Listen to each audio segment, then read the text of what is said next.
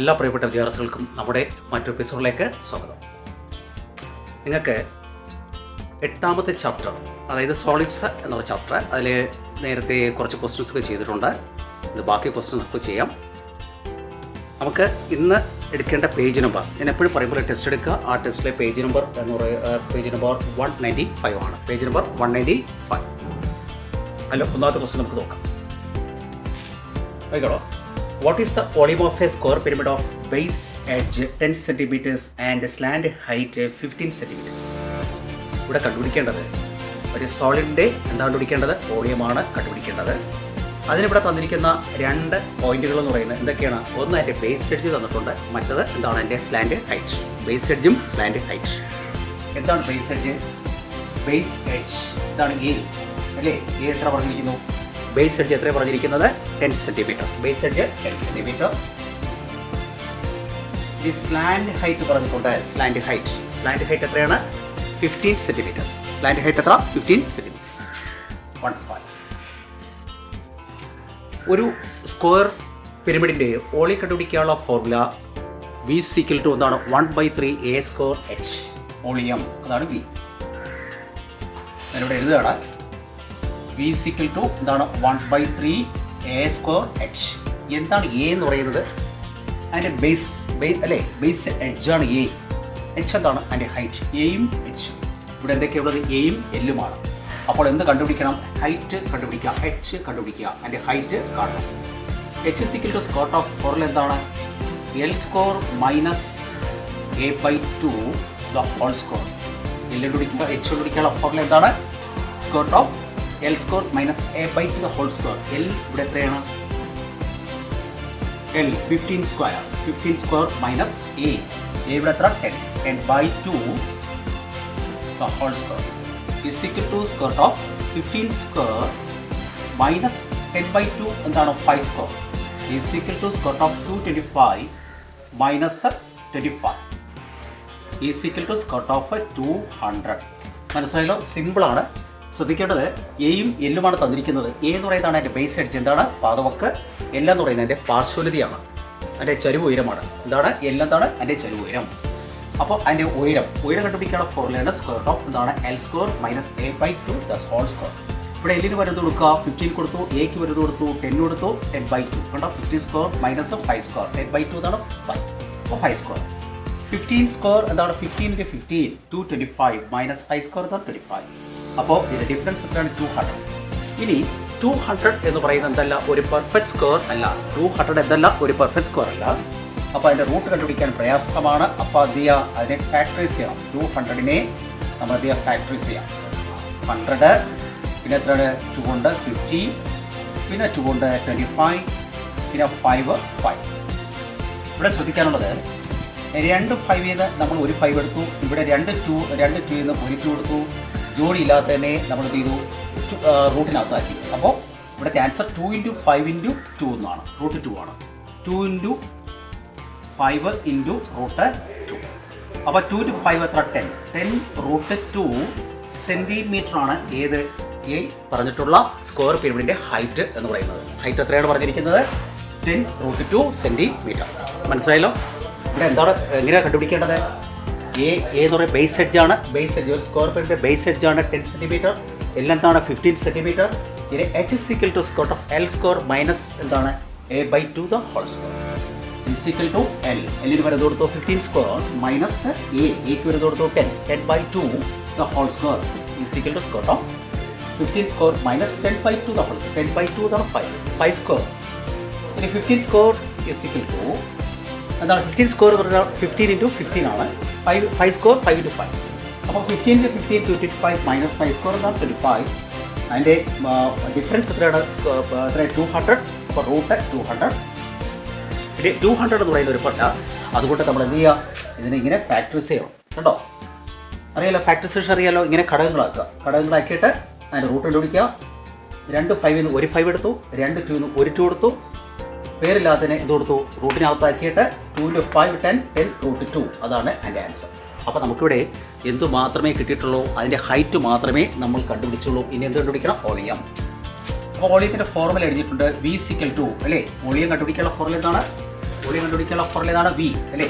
V equal to volume, V equal to 1/3 A square H 1/3 into A.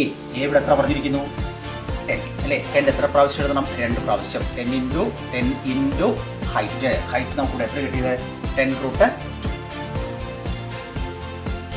സാധാരണയായിട്ട് നമ്മൾ എന്ത് ചെയ്യും? ഈ അടിയിലുള്ള ഈ നമ്പർ കൊണ്ട് മേളിലത്തെ ഏതെങ്കിലും നമ്പർ നമുക്ക് വെട്ടാൻ പറ്റും. പക്ഷേ 10നെയോ ഈ ഇതിനൊന്നും നമുക്ക് വെട്ടാൻ പറ്റില്ല. അതുകൊണ്ട് നമ്മൾ എന്താ ചെയ്യേണ്ടത്? മേളിലത്തെ എല്ലാ നമ്പേഴ്സിൻ്റെയും പ്രോഡക്റ്റ് കണ്ടുപിടിക്കുക. അപ്പോൾ 1 × 10 10, 10 × 10 100, 100 × 10 1000, 1000 × 2 1000√2. അടിയിൽ എന്തുമാത്രം? 3 ക്യൂബിക് സെൻറ്റിമീറ്റർ ആണ് എൻ്റെ ആൻസർ. മനസ്സിലായല്ലോ? അപ്പോൾ എന്താ ആൻസർ? വോളിയം. വോളിയം കണ്ടുപിടിക്കാനുള്ള ഫോർമുല ഏതാണ്? 1/3 A square H 1/3 into A. എത്ര? 10. എത്ര പ്രാവശ്യം എഴുതുക? 2 പ്രാവശ്യം എഴുതി. 10 ഇൻറ്റു ഹൈറ്റ് എത്രയാണ് പറഞ്ഞിരിക്കുന്നു? നമുക്ക് കിട്ടിയത് എത്രയാണ്? 10√2. അതെഴുതി. ഇനി എല്ലാത്തിനും കൂടെ മൾട്ടിപ്ലൈ ചെയ്തു ആൻസർ എഴുതി. ഇത്തിരി മാത്രം എഴുതിയാൽ മതി. നിങ്ങൾ വേറെ ഒന്നും ചെയ്യാനായിട്ട് പോകണം. നമുക്കിനി അടുത്ത ക്വസ്റ്റ്യൻ നോക്കാം.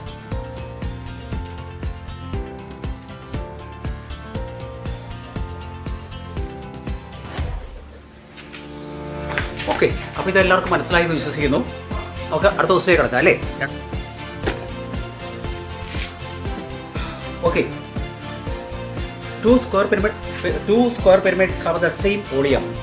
The base edge of one is half that of the other.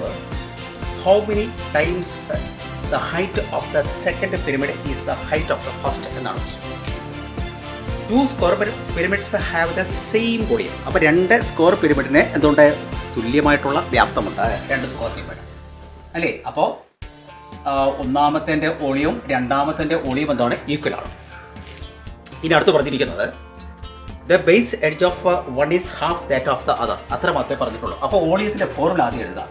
1/3 A square H ആണ് ഒന്നാം വോളിയം അല്ലെ? അതുപോലെ തന്നെ ഇതും 1/3 എ സ്ക്വയർ എച്ച്. പക്ഷെ ഇവിടെ പറഞ്ഞിരിക്കുന്നത് ഇതിൻ്റെ പകുതിയാണ് രണ്ടാമത്തേത് പ്രത്യേകം പറഞ്ഞിട്ടുണ്ട് കേട്ടോ.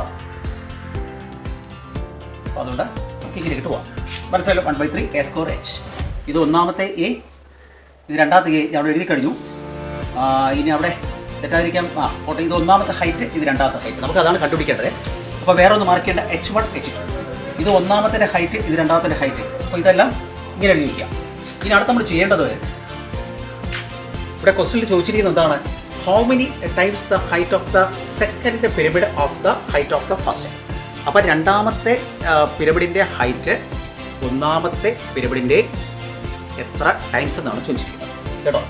അപ്പോൾ how many times the second height of the second pyramid. അപ്പോൾ സെക്കൻഡ് പിരമിഡിൻ്റെ ഹൈറ്റ് ആണ് കണ്ടുപിടിക്കേണ്ടത്.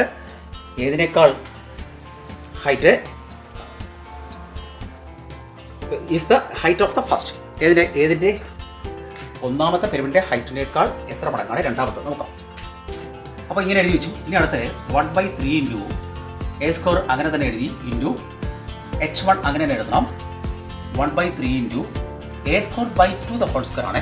അപ്പോൾ A/2 ഇൻറ്റു എന്താണ്? A/2 എന്നാണ്.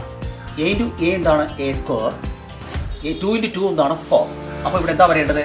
എ സ്ക്വയർ ബൈ 4 ഇൻറ്റു എന്താണ്? രണ്ടാമത്തെ ഉയരം. മനസ്സിലായോ? അപ്പോൾ ഇനി അടുത്ത് ചെയ്യേണ്ടത് 1/3 അപ്പുറത്തെ 1/3 വേണ്ടി പോയി. ഇവിടുത്തെ എ സ്ക്വയറും ഇവിടുത്തെ എ സ്ക്വയറും വേണ്ടി പോയി. ഇനി ഇവിടെ എന്ത് മാത്രമേ ഉള്ളൂ? H1 = ഇവിടെ ഇനി എന്തേ ഉള്ളൂ? H2 ബൈ എന്താണ്? 4. മനസ്സിലായി? H2/4. അപ്പോൾ ഇനി അടുത്ത് നമ്മൾ ചെയ്യേണ്ട ഒരു ക്രോസ് മൾട്ടിപ്ലിക്കേഷൻ. നേരത്തെ കഴിഞ്ഞ ഇതിലൊക്കെ ചാപ്റ്ററിലൊക്കെ പറഞ്ഞിട്ടുണ്ട്. വേണമെങ്കിൽ ഒരു അടിയിൽ ഒരു 1 കൊടുത്തോളൂ. അപ്പോൾ ഇനി നമ്മൾ ചെയ്യേണ്ടതെന്ന് പറഞ്ഞാൽ 1 × H2 is equal to H1 × 4 എന്താണ്? 4H1. മനസ്സിലായോ? ഇതാണ് മനസ്സിലാക്കേണ്ടത്. രണ്ടാമത്തെ ഉയരം കണ്ടുപിടിച്ച് എഴുതും. അത് എന്ന് പറയുന്നത് ഒന്നാമത്തെ സ്ക്വയർ പിരമിഡിൻ്റെ ഹൈറ്റിൻ്റെ 4 ടൈംസാണ് അല്ലേ? 4 ഇൻറ്റു 4 H എന്നാണ്. അപ്പോൾ ഈ ഹൈറ്റിൻ്റെ ഒന്നാമത്തെ ഹൈറ്റിൻ്റെ എത്ര മടങ്ങാണ്? 4 മടങ്ങാണ് ഏതിൻ്റെ? രണ്ടാമത്തെ ഉയരം. മനസ്സിലായി? നോക്കിക്കോളൂ. അപ്പോൾ എന്താ പറയേണ്ടത് ഇവിടെ? The height of the second pyramid is 4 times that of the first pyramid. മനസ്സിലായോ? ഏതിനാണ്? ദ height of the second pyramid is 4 times that of the first payment. മതി. ഇനി അടുത്ത ക്വസ്റ്റ്യൻ നോക്കാം.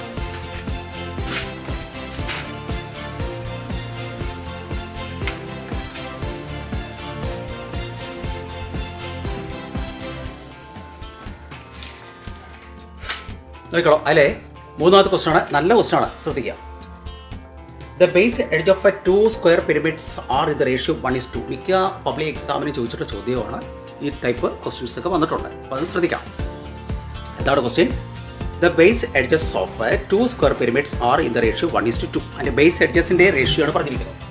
ബേസ് എഡ്ജസ് എന്താണ്? എ ആണല്ലേ റേഷ്യോ. അപ്പോൾ ഒന്നാമത്തെ എ, രണ്ടാമത്തെ എ എത്രയാണ് പറഞ്ഞിരിക്കുന്നത്? അതിൻ്റെ റേഷ്യോ എത്രയാണ് പറഞ്ഞിരിക്കുന്നത്? 1:2.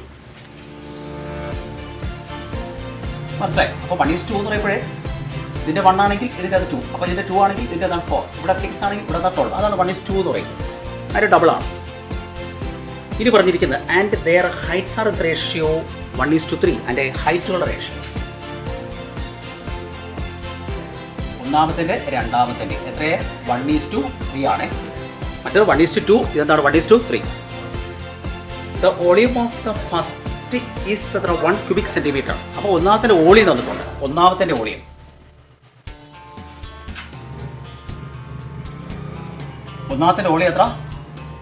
എത്ര പറഞ്ഞിരിക്കുന്നു? 180 ക്യൂബിക് സെൻറ്റിമീറ്റർ. 180 ക്യൂബിക് സെൻറ്റിമീറ്റർ ആണ് ഒന്നാമത്തിൻ്റെ വോളിയം പറഞ്ഞിരിക്കുന്നത്. മനസ്സിലായി? അപ്പോൾ ബേസ് എഡ്ജുകളുടെ റേഷ്യോ ആണ് എത്ര? 1:2. ഹൈറ്റുകളുടെ റേഷ്യോ ആണ് എത്ര? 1:3 എന്ന് പറയുന്നത്. ഇനി കണ്ടുപിടിക്കേണ്ടത് എന്താണ്? What is the volume of the second. അപ്പോൾ രണ്ടാമത്തിൻ്റെ വോളിയമാണ് കണ്ടുപിടിക്കേണ്ടത്. എന്താണ് കണ്ടുപിടിക്കേണ്ടത്? രണ്ടാമത്തിൻ്റെ വോളിയം. ഒന്നാമത്തിൻ്റെ വോളിയം ഉണ്ട്. അപ്പോൾ രണ്ടാമത്തെ സ്ക്വയർ പിരമിഡിൻ്റെ വോളിയമാണ് നമുക്ക് കണ്ടുപിടിക്കേണ്ടത്. നോക്കാം. അപ്പോൾ വോളിയം കണ്ടുപിടിക്കേണ്ട ഫോർമുല നമുക്കറിയാം. എന്താണ്? 1/3 a² h. അപ്പോൾ റേഷ്യോ ആണല്ലോ. അപ്പോൾ അതങ്ങനെ കൊടുക്കുക. വീണ്ടും എന്താണ്? 1/3 a² h = ഒന്നാമത്തിൻ്റെ വോളിയം ഈസ് രണ്ടാമത്തിൻ്റെ വോളിയം. മനസ്സിലായോ? P1 P2 നോക്കുക. ഇത് ഒന്നാമത്തെ എന്താണ് ബേസ് എഡ്ജ്, ഇത് രണ്ടാമത്തെ ബേസ് എഡ്ജ്, ഒന്നാമത്തെ ഹൈറ്റ്, ഇത് രണ്ടാമത്തെ ഹൈറ്റ്. പിന്നെയാണ് 1/3 × a². അപ്പോൾ ഒന്നാമത്തെ എ എത്ര? ഇതാണ് അല്ലേ ഒന്നാമത്തെ എ. അപ്പോൾ എത്ര സ്ക്വയർ? അപ്പോൾ 1 × 1 × ഒന്നാമത്തെ ഹൈറ്റ് ഏതാ? ഇതിൽ ഇത് നടപ്പുണ്ട്. ഒന്നാമത്തെ ഹൈറ്റ് ഈസ് 1/3 × a². അപ്പോൾ രണ്ടാമത്തെ എ എത്ര? 2. എത്ര പ്രാവശ്യം? 2 പ്രാവശ്യം. 2 × h2 എത്ര? 3 അല്ലേ? അത് എത്ര? അത് h2 3 ആണ്. അത് ഒരു പ്രാവശ്യമേ ഉള്ളൂ. 3 = ഇവിടെ നോക്കാം, ഒന്നുകൂടെ ശ്രദ്ധിക്കാം. ഇവിടെ പറഞ്ഞിരിക്കുന്നത് a². ഇവിടെ എത്ര? ഒന്നാമത്തെ എ എത്ര? 1. അത് 2 പ്രാവശ്യം എഴുതി. അതിൻ്റെ ഹൈറ്റ് എത്ര? 1 h. ഇനി അടുത്ത് h1 എത്രയാണ്? h1 എത്ര? 1 അല്ലേ? അത് എഴുതി. 1/3 × h2 എത്ര പറഞ്ഞിരിക്കുന്നു? 3. അതിനെ നമ്മൾ ഇത് എഴുതിയിട്ടുണ്ട്. = ഒന്നാമത്തിൻ്റെ വോളിയം തന്നിട്ടുണ്ട്. എത്ര? 180 രണ്ടാമത്തിൻ്റെ വോളിയം തന്നിട്ടില്ല. അപ്പോൾ അതവിടെ അങ്ങനെ എഴുതണം. നമുക്ക് നേരത്തെ പോലെ തന്നെ ഇവിടെ ഇങ്ങനെ വെട്ടാം. വേറൊന്നുമില്ല. ഇവിടെ 1 × 1 × 1 1:2. 2 × 2 4 4 × 3 എത്ര? 12. 12 = 180 V2 എന്നെഴുതുക. മനസ്സിലായല്ലോ? നിങ്ങളൊരു ഫ്രാക്ഷൻ പറയുമ്പോഴേ 2/3 എന്ന് പറഞ്ഞാൽ 2:3 എന്നാണ് അർത്ഥം. ഇതാണ് 2/3 എന്ന് പറയുന്നത്. 2:3. അപ്പോൾ 1/4 ആണെങ്കിലോ 1:4 എന്ന് പറയുമ്പോൾ 1:12 ആണെങ്കിൽ എന്താണ്? 1/12 ഇനി ഇവിടെ എന്താ വന്നിരിക്കുന്നു? 180 എന്താണ്? V2 അല്ലേ? ഇതെങ്ങനെ എഴുതിയോ അതുപോലെ ഇവിടെ എഴുതി. ഇനി ക്രോസ് മൾട്ടിപ്ലിക്കേഷൻ 1 × V2 എന്താണ്? V2 അല്ലേ? = 180 × 12. 180 × എന്താണ്? 12. 180 × 12.